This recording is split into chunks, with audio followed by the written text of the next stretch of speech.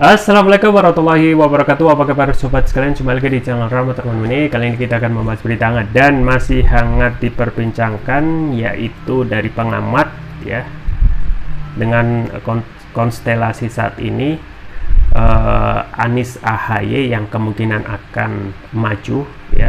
Bagaimana dengan koalisi yang lain termasuk juga PDIP. Nah, ini dari ermol ya, politikermol.id. Megawati berpikir dua kali usung Ganjar jika Anies Baswedan didampingi AHY ya. Jadi memang suka atau tidak suka ya, Megawati dengan waktu yang tinggal mepet waktu pendaftaran baca pres harus segera ya berpikir memeras otak ya, siapa yang nantinya akan dimajukan oleh PDIP atau berkoalisi dengan koalisi partai yang lain. Langsung saja kita baca dan kita ulas. Republik Merdeka, tokoh paling potensial untuk mendampingi Anies Baswedan bertarung dan dalam kontestasi Pilpres 2024 dari Koalisi Perubahan adalah Ketua Umum Partai Demokrat Agus Harimurti Yudhoyono (AHY). Analisa pengamat politik Deddy Kurniasyah, AHY merupakan ancaman bagi rival Koalisi Perubahan, terutama PDIP.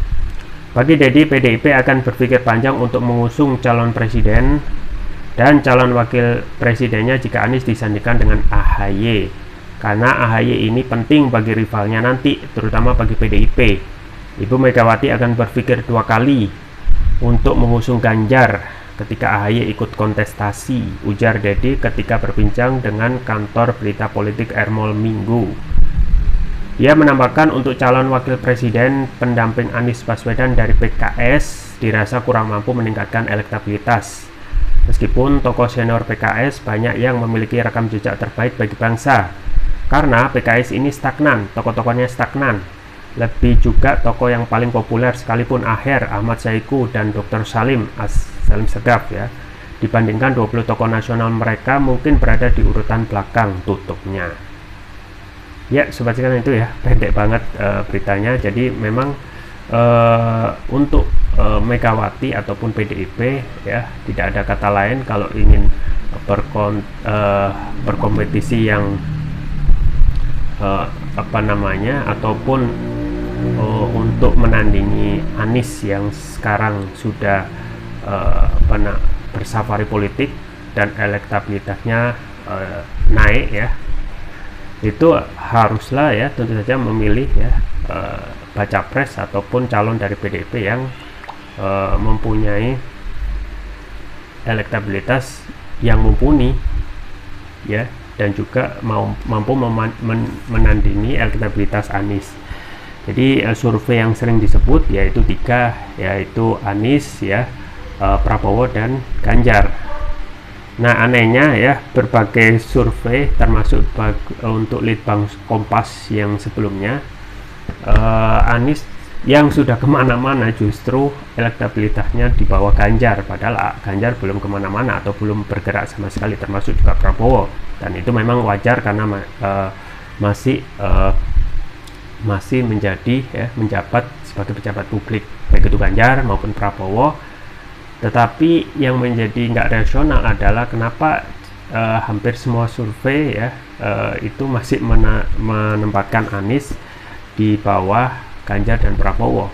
Dan ini memang kita harus melihat juga ya tentang lembaga survei tersebut ya, siapa yang membiayai. Kemudian juga memang harus ada transparansi, karena ketika lembaga survei itu tidak transparan ya, dan juga sudah banyak pemberitaan ya, lembaga survei itu tidak hanya menjadi menggiring opini ya, tetapi juga menjadi campaign manager ya.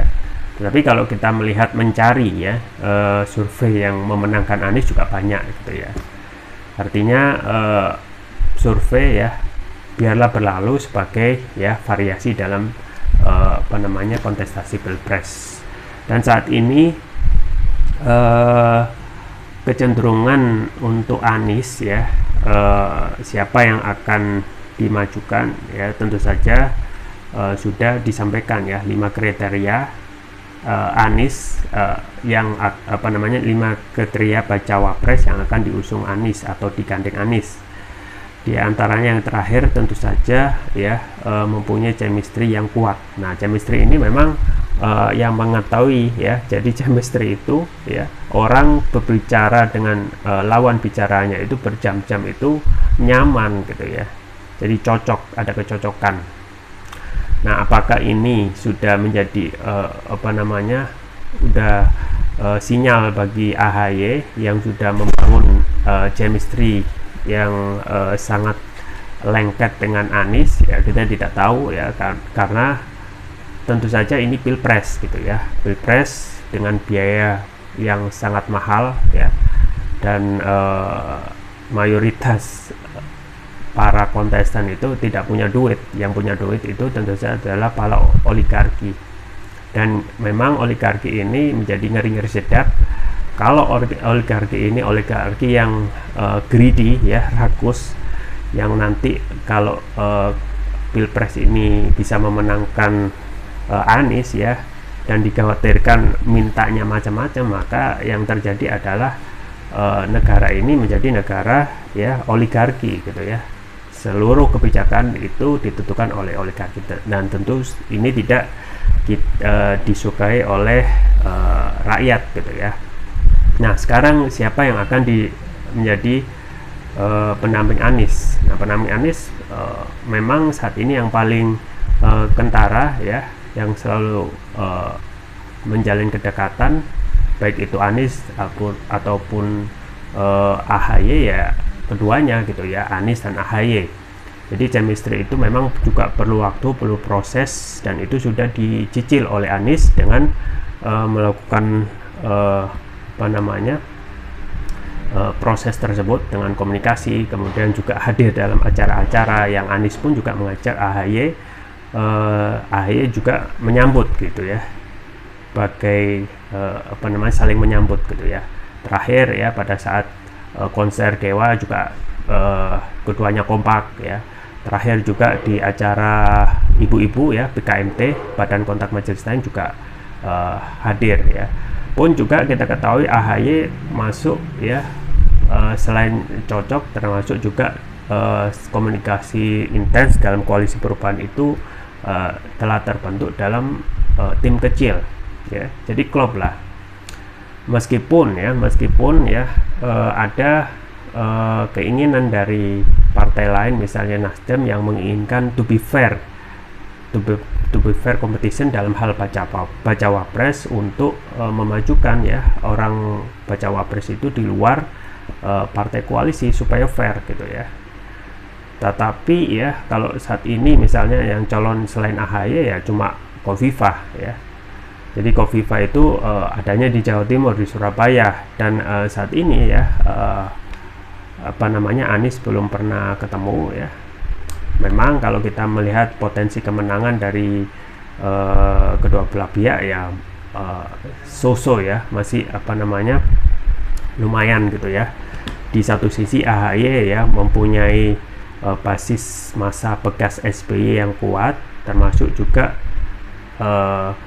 diharapkan mampu memberikan suara signifikan di Jawa ya, Jawa Tengah maupun Jawa Timur, pun juga termasuk bisa menggait kaum muda ya, termasuk juga orang-orang nasionalis religius gitu ya, yang dipersepsikan dalam sosok AHY.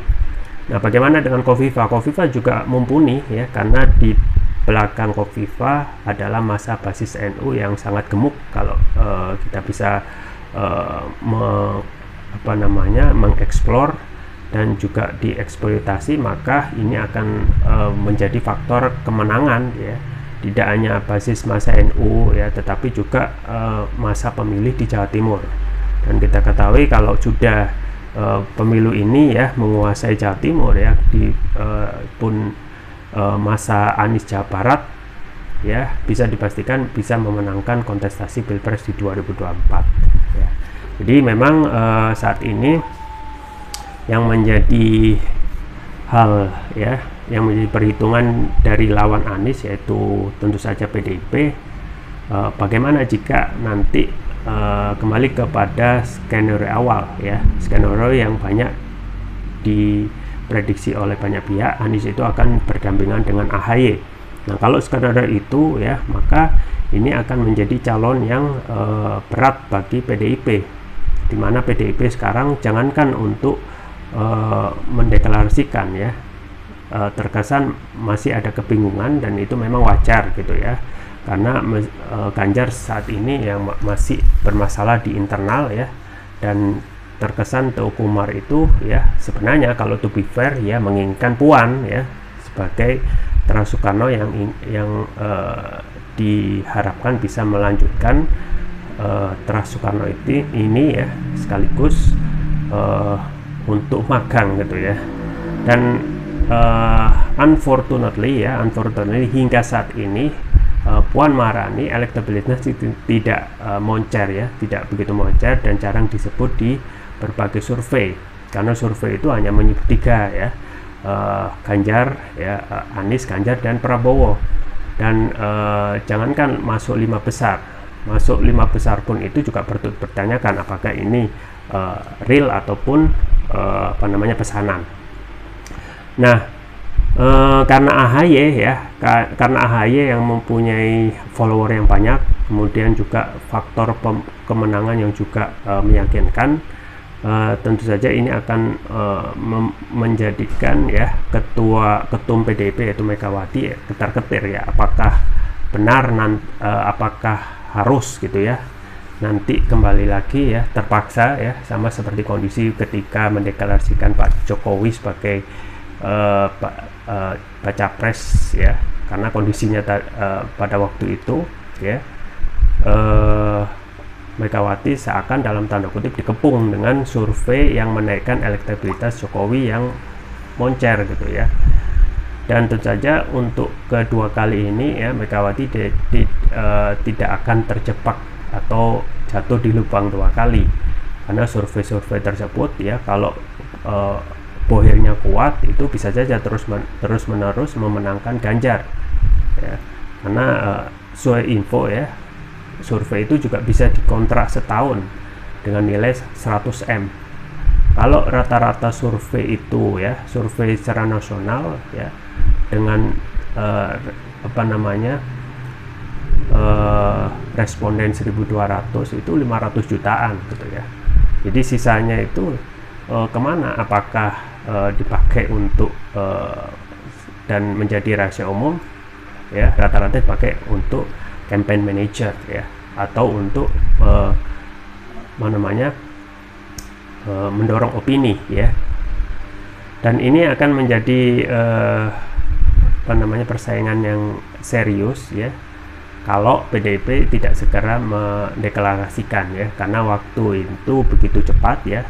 Dan misalnya sekarang waktu pendaftaran itu tinggal beberapa bulan lagi, sekarang Oktober 2023, dan tentu saja baca pres itu perlu waktu untuk meyakinkan pemilihnya di tiap daerah ya. Dan alhasil kalau kita melihat perbandingan ataupun perjalanan yang sudah dilakoni oleh Anies ya, alhamdulillah sudah banyak orang-orang yang penerimanya, antusiasmenya luar biasa gitu ya. Nah, sekarang menjadi pertanyaan kapan ya lawan dari Anies yaitu PDIP ataupun koalisi di luar koalisi perubahan.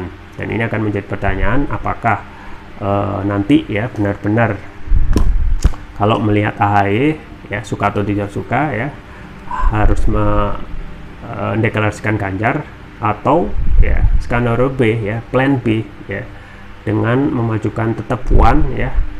Kalau jadi baca pres itu kemungkinan akan sangat riskan ya, riskan kalahnya, atau Aniesnya yang akan mudah dalam kontestasi. Nah, bisa jadi Anies Puan itu bisa disandingkan dengan Prabowo ya, kemudian Puan ya magang sebagai bacawa pres mendampingi Prabowo. Jadi kedepannya tentu saja ya politik kedepannya itu sangat dinamis, bisa Puan nanti segera dideklarasikan dengan Prabowo, atau ya Ganjar Puan. Nah, ini masih melihat kemungkinan survei, dan ada juga berita akan ada ya kemungkinan ya pengumuman di sekitar bulan Juni 2023. Apakah ya waktu tersebut akan dipakai untuk mendeklarasikan, karena publik juga sudah gatel ya untuk melihat siapa sebenarnya ya, apakah sudah melemparkan handuk putih ya, karena saat ini kalau kita melihat menganalogikan pilpres itu yang saya analogikan sebagai lomba maraton, itu sudah dimulai oleh Anies dengan lari sejauh-jauhnya dengan melakukan safari politik yang begitu masif ya. Gitu, kita tunggu saja ke depan tentang langkah apa yang akan diambil PDIP terkait siapa yang akan dicalonkan oleh PDIP, atau dari Putra Soekarno ya, Puan Maharani yang akan digandengkan dengan Prabowo, atau ya suka atau tidak suka mendeklarasikan Ganjar. Itu saja yang bisa saya sampaikan, semoga bermanfaat. Jangan lupa like, share, dan subscribe. Sampai jumpa lagi. Wassalamualaikum warahmatullahi wabarakatuh.